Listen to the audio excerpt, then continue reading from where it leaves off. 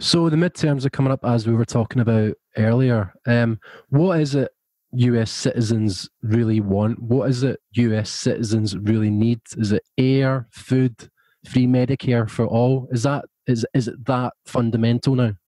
Well, what I think the anger and what led to the insurgencies in the two political parties is this grotesque social inequality and economic stagnation and decline that has now beset the majority of the country. But of course, neither of the parties are going to address that issue because, of course, they orchestrated it.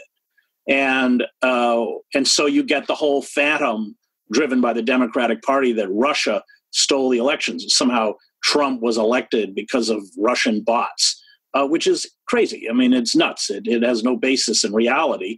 But the stark reality, the reason that there is so much anger, legitimate anger, rippling throughout the country, they're not going to address. Because if they had to address it, they'd have to begin to correct it. And they have no intention of correcting it.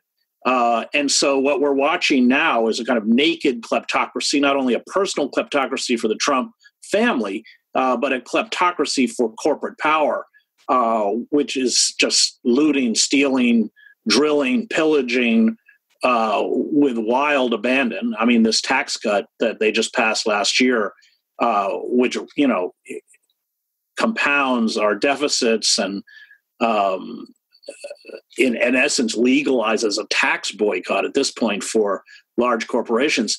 It's raw. And so what you'll see as things continue to devolve is an attempt by Trump and the Republican Party to essentially further stoke the racism and the hatred, the xenophobia against Muslims, against undocumented workers, against African Americans, as a way to cover for this unimpeded theft, pillage, looting that is now taking place under the Trump administration. Not that it didn't take place under past administrations, but now there are just no constraints, no restrictions at all.